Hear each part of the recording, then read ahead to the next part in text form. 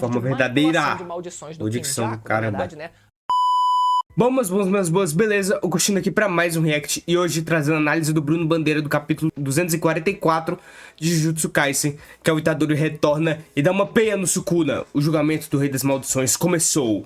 Mano, eu li esse capítulo só uma vez, eu deveria ter lido mais de duas, né, pra vir depois fazer esse vídeo, porque é muito texto e é coisa de código penal japonês, então vamos ver o que o Brunão simplificando tudo pra nós e, enfim. Antes de começarmos, deixa o like, se inscreve, ativa o sininho pra não perder nada, vídeo original na descrição, minhas redes sociais também, e, sem muita enrolação, bora pro react. Finalmente voltamos para a batalha entre Itadori e Sukuna, com o nosso menino colocando pressão no Rei das Maldições com seus braços demoníacos. E ainda tivemos a tão aguardada expansão de domínio do Higuruma. Agora, Sukuna está incapaz de usar os seus poderes e terá que responder pelos seus crimes num tribunal. O meme do Sukuna no tribunal é real, galera, só que dessa vez não vai ter Mahoraga que ajude esse homem. Então como será que ele sairá dessa? E ainda, quando a coisa finalmente tinha esquentado do outro lado, ficamos sem saber o que aconteceu após Yuta chegar decapitando Kenjaku. É verdade. Mas eu vou trazer uma teoria insana pra vocês aqui nesse vídeo, que pode salvar a vida do Kenjaku. Ele não vai perder assim, né, mano? Completaça do capítulo 244 de Jujutsu Kaisen. Se você ainda não foi inscrito no canal, eu sempre fico feliz quando eu vejo a galera comentando a roda, se inscrevendo. Então, se você quer ficar por dentro de tudo sobre a reta final de Jujutsu, lembra de conferir a sua inscrição e de ativar o sininho pra sempre saber quando tiver vídeo novo, galera, combinado? Vamos começar falando então sobre o que eu acho que pode acontecer agora que o Yuta conseguiu decapitar o Kenjaku. Recapitulando, galera, o Toji disse lá na segunda temporada que ele não sabia o que poderia acontecer com as maldições no corpo do Geto caso ele fosse morto. Por isso, né, ele preferiu não matar o Geto naquele momento, porque as maldições provavelmente seriam expelidas do seu corpo. Eu até cheguei a mencionar que quando o Geto ele foi morto pelo Gojo lá no filme Zero, não chegou a acontecer nada com as maldições, mas alguns de vocês me lembraram nos comentários que o Geto ele tinha, né, na verdade, usado a técnica máxima do Uzumaki, então ele tinha praticamente zerado o seu estoque de maldições naquele clash final com o Yuta, e por isso, né, nada aconteceu depois que ele foi morto. Só que agora a coisa é diferente. Correto. Se as maldições forem libertadas agora, faz sentido a gente considerar que o corpo do Geto esteja realmente morto e o Kenjaku tenha perdido o controle daqueles espíritos. E se a gente assumir que o cérebro do Kenjaku não poderia criar perninhas, né, não pode criar perninhas e sair andando sozinho por aí, esse seria um cenário não muito favorável para ele também, já que o cérebro dele também estaria em risco na presença de todas aquelas maldições. Só que, galera, eu sinceramente não duvido que pelo fato da cabeça dele conseguir falar estando fora do corpo, que o resto do corpo do Geto também não possa também se levantar e, quem sabe, se reconectar com a cabeça dele de volta. Afinal, se ele tá conseguindo respirar e falar via Wi-Fi, por que não, né? Ele poder controlar o resto do corpo também. Mano, é ficção. Tem explicação pra tudo. A extensão da técnica não vai morrer assim, do nada, essa é um uma golpe do Yuta. possibilidade que permanece, né? Não tem como a gente cravar uma resposta exata pra isso. Agora, por outro lado, se a gente for considerar o fato dele ainda estar consciente no corpo do Geto e falando sem problema nenhum, mesmo com a cabeça fora do corpo, talvez o corpo do Geto não seja considerado oficialmente morto e o Kenjaku ainda tenha controle das suas maldições e esteja liberando nesse momento todas elas de propósito para distrair o Yuta. E esse eu acho que é o cenário mais provável, porque dessa forma o Kenjaku ele poderia não só distrair o Yuta, ao mesmo tempo em que alguma das suas maldições poderia pegar a sua cabeça e sair dali de perto, salvando a sua vida. Lembrando que uma das maldições, entre aspas, sob o domínio do Kenjaku é o próprio feiticeiro Tengen.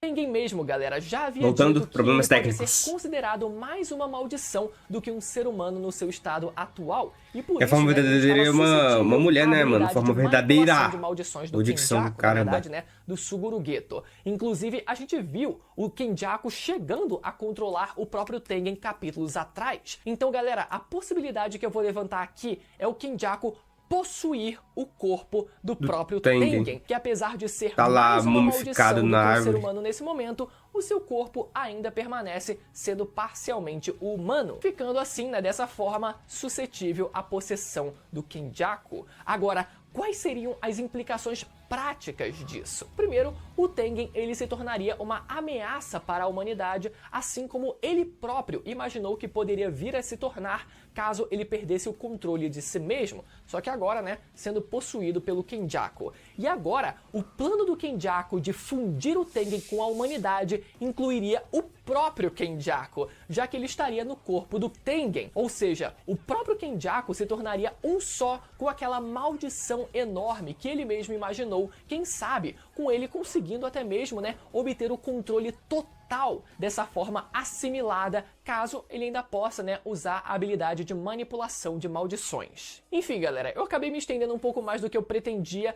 mas eu gostei muito dessa viagem e eu acho que se a história seguir por esse Mas rumo, isso foi tudo ela vai explorar de planejado uma forma pra ele se bem assimilar a todo o Japão e interessante, com dominar Kenjaku tudo. não só sendo o cientista de todo esse experimento, né, o arquiteto de todo esse experimento, mas também com ele se tornando o resultado do seu próprio experimento, seguindo um pouco, né, daquele clichê do cientista que faz o experimento em si mesmo, que acaba sendo obrigado a fazer o experimento em si mesmo. Agora, indo finalmente ao capítulo, metade dele se trata da Turma do Bem especulando sobre o que aconteceria caso o Sukuna viesse a ser pego dentro da expansão de domínio do Higuruma.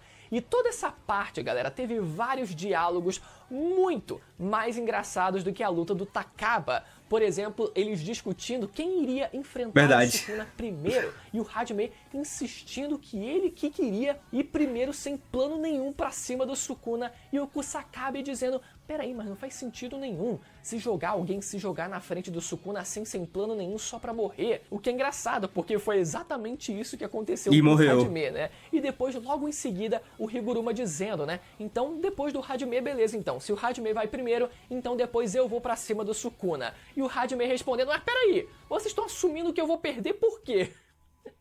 E é muito engraçado porque a gente já sabe o que aconteceu. O Kusakabe também nesse capítulo comenta um negócio interessante sobre a fusão da humanidade, que talvez os feiticeiros eles sejam capazes de rejeitar essa fusão em si mesmos, pelo menos usando de energia amaldiçoada. Então, mesmo que essa fusão aconteça, não seria exatamente o fim do mundo para eles, né? O problema mesmo é que eles teriam que enfrentar não só essa maldição, mas também o Sukuna e o Kenjaku, caso ele sobreviva. E eu acho que vai ser exatamente isso, né, que vai acontecer. A fusão deve sim acontecer, mas parte do elenco principal deve conseguir evitar que eles próprios sejam fundidos com essa maldição e tenham que enfrentar tanto o Sukuna quanto a maldição, quem sabe fundida também com o Kenjaku, né, como teorizado aqui no começo do vídeo. Agora, vale a observação aqui que o Kusakabe menciona que aqueles que possuem energia amaldiçoada talvez sejam capazes de evitar esse destino, ou seja, caso essa fusão realmente aconteça, é capaz da Maki acabar sendo fundida também. Putz, aí lascou. Ela não tem energia Perdemos nenhuma, um trunfo, né, para poder se defender. Os personagens então relembram nesse capítulo todos os crimes cometidos pelo Sukuna até hoje e chegam à conclusão de que o Sukuna certamente seria condenado à pena de morte se esse fosse um julgamento Bom resumo, comum. Bruno. O problema É isso, todos os que a crimes. expansão de domínio do Higuruma funciona de uma forma um pouco diferente. Pra quem não lembra, galera, o Higuruma é um ex-advogado que recebeu uma técnica inata quando ele passou a fazer parte do jogo do abate, onde a sua técnica inata é basicamente a sua expansão de domínio, a sentença de morte. Dentro dessa expansão, o réu se torna incapaz de usar qualquer tipo de violência física e tem os seus crimes julgados por um Shikigami, que vai julgá-lo como inocente ou culpado, onde o acusador é o próprio Higuruma. E caso o Sukuna seja julgado culpado, ele pode sofrer duas punições. Uma delas é ter a sua energia amaldiçoada confiscada, ou seja, o Sukuna não poderia mais usar qualquer tipo de técnica que envolve a sua própria energia amaldiçoada. E segundo, caso o crime do Sukuna seja ainda mais grave, ele será sentenciado à morte. E nisso, o Higuruma recebe a espada do carrasco e precisa acertar o Sukuna para que ele seja finalmente morto. O problema é que, por mais que o Sukuna tenha cometido uma série de atrocidades e certamente fosse condenado à morte no julgamento real, isso não significa que o Sukuna também será condenado à morte no julgamento do Higuruma. Isso porque, ao mesmo tempo em que o Sukuna pode ser acusado de matar não sei quantas pessoas, ele também pode ser acusado apenas de ter causado danos ao patrimônio público, por exemplo, o que acarretaria numa pena muito mais leve para ele. Ou seja, não é garantido que o Shikigami irá acusar o Sukuna dos seus crimes mais graves. E outra variável levantada nesse capítulo foi a possibilidade do Sukuna ser acusado dos seus crimes cometidos nos últimos 1000 anos. E nisso eles entram numa discussão muito Deve ser muito vago, né? Aconteceu há 1000 anos. Expirou a validade do crime. Ou não, né? Pelo tempo que já se passou. E eles começam a falar num juridiquês ali que deixa o Itadori completamente perdido, coitado. Inclusive, eles levam em consideração até mesmo o fato de que o tempo para um crime ser prescrito para de contar caso o réu esteja fora de território nacional. E como o Sukuna ele estava sem um corpo físico, né, até ele reencarnar no Itadori pouco tempo atrás, não tem como saber se isso seria levado em consideração também, se o fato dele não ter um corpo físico durante todos esses 1000 anos faria com que esse tempo de prescrição tivesse parado de correr. Ou seja, talvez os crimes do Sukuna de 1000 anos atrás também possam ser levantados nesse julgamento, aumentando as chances do Sukuna ser acusado de um crime ainda mais grave. E outra incógnita é se o Sukuna tiver as suas habilidades confiscadas, se seria apenas a sua própria técnica inata, que a gente ainda não sabe qual é, ou também a técnica das 10 sombras do Megumi. De qualquer forma, se fosse apenas uma delas, já seria um adianto e tanto, mas eis que o Itadori interrompe dizendo que talvez haja uma forma de garantir que o Sukuna receba uma pena de morte. Só que o que o Itadori não sabe é que esse plano pode muito bem sair pela culatra. Seguindo o capítulo e voltando ao presente, vemos a Mei Mei de muito longe, afinal ela tem muito medo de morrer, já falou que não vai pro campo de batalha, usando quero meu dinheiro aqui e gastar de boa. Distrair o Sukuna. O Higuruma chega tentando dar uma marretada nele e o Itadori aproveita a brecha para tentar encaixar um soco no peito do Sukuna. O Sukuna ele consegue se defender sem problema nenhum, mas o corpo dele começa a tremer, como se ele tivesse sentido o impacto daquela porrada, com o Sukuna sentindo algo estranho e se perguntando o que foi curioso. Vamos lá então, galera. Algumas pessoas ainda estão um pouco confusas sobre o que se trata esses novos braços do Itadori, chegando a cogitar a possibilidade disso ser um poder proveniente dele ter comido os outros fetos amaldiçoados que eram os irmãos do Choso. Nisso, galera, o autor ele já foi categórico em dizer no databook de Jujutsu que caso o Itadori ingerisse os fetos amaldiçoados, provavelmente tudo aquilo seria apenas convertido em mais energia para ele. Então essa não seria a resposta para isso. Como eu cheguei a comentar outras vezes aqui, galera, a resposta muito provavelmente se trata do Itadori estar aprendendo a manipular a sua própria alma. E como alma e corpo no mundo de Jujutsu se comportam como parte de um todo, consequentemente o Itadori conseguiria também, né, moldar a forma do seu próprio corpo, resultando nesses braços semelhante ali ao Marito. Antes dessa luta começar, vamos o Itadori receber o encadernado da Yuki Tsukumo, que continha pesquisas sobre o conceito de alma. E o Itadori até agradece nesse capítulo ao Choso e ao Noritoshi Kamo por eles terem ensinado a ele sobre alguma coisa que não foi especificada. Mas como os dois possuem habilidades de manipulação de sangue, pode ser, né, que eles tenham conseguido ajudar o Itadori a aprender a manipular o seu próprio corpo como um todo, né? São habilidades, são técnicas inatas que talvez indiretamente tenham sido úteis no aprendizado do Itadori. E além de conseguir alterar a forma do seu corpo e criar braços mais adaptados para a luta, o Itadori realmente parece ter devorado os outros fetos amaldiçoados pela conversa que ele teve com o Choso antes da luta também. Verdade, né? nem lembrava disso. Diz que os seus irmãos passariam a viver dentro do Itadori a partir daquele momento, dessa forma fazendo com que o Itadori ficasse ainda mais poderoso, o que justifica o soco do Itadori conseguir impressionar o Sukuna nesse capítulo. Nisso vemos o Sukuna sendo pego pela expansão do Higuruma e a pergunta que fica é: